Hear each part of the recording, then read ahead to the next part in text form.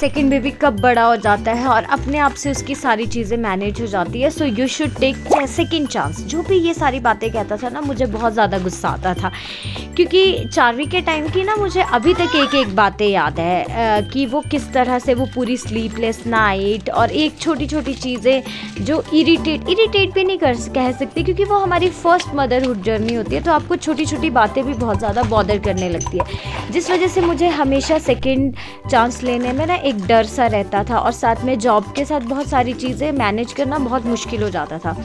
तो बट नहीं, यहाँ पर ये वो दिन है जब धरा का अन्नप्राशन डे था।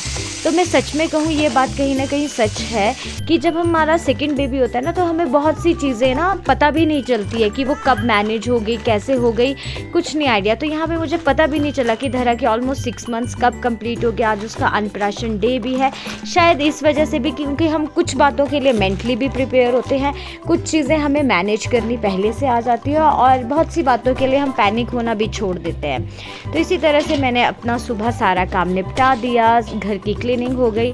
अब यहाँ पे खाना भी ऑलमोस्ट बन के रेडी है, और मैं भी नहा धो के रेडी थी।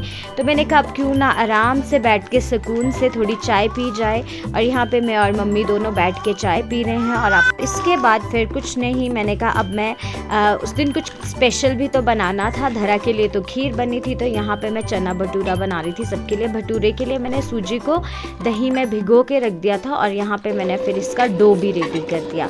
और इसके बाद यहाँ हमारी धरा जी भी नहा कर रेडी है, और धरा की बड़ी दीदी भी यहाँ पे रेडी है। तो हम सारे रेडी हो गए थे नहा के, और अब हम पूजा स्टार्ट करने लग गए थे। तो पूजा के लिए हमारे घर की दोनों बड़ी कन्याएं आ चुकी थी। अब यहाँ पे हमने इन्हीं से ही सबसे पहले अन्नप्राशन कराया। धरा की चारवी दीदी और आराध्या दीदी ने इसे सबसे पहले खीर खिलाई और इसका अन्नप्राशन किया।